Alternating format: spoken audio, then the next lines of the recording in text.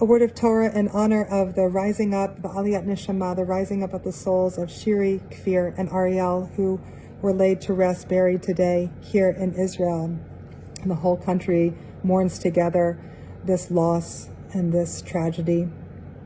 There's a Jewish concept that's very powerful and comforting and guiding for us.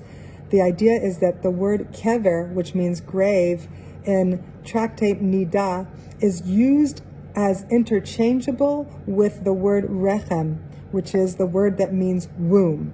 So there's this deep Jewish concept that entering the grave is a type of entering into a womb where there is space for and place for a rebirth on the other side. And I just want to put out this image for all of us to cling to and to find comfort in right now. There's another incredible teaching in the Talmud. There's a conversation recorded between the Queen of Egypt, Cleopatra, and the great sage Rebbe Meir, where Cleopatra says, "I've heard about your idea of resurrection of the dead.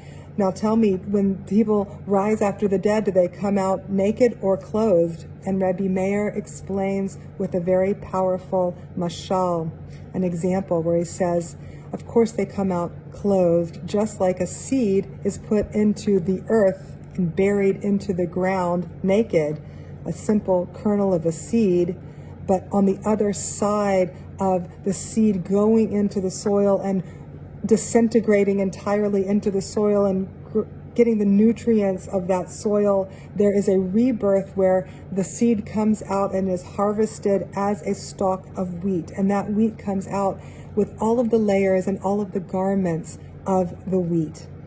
And so he uses this as a very important teaching to us about death, that just as the death experience is so painful and tragic and naked and bare and broken, on the other side of that burial into the ground promises a rebirth and a harvesting of something new.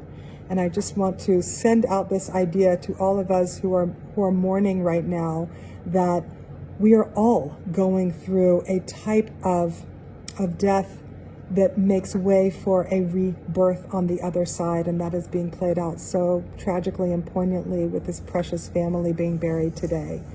In a way, we're all being that seed that is being, that naked seed that is being buried and put back into the earth in order to come out on the other side of all this with a strong new stalk of life and of vitality. And I bless us, I bless the Beavis family with that resurrection of hope, and I bless us all.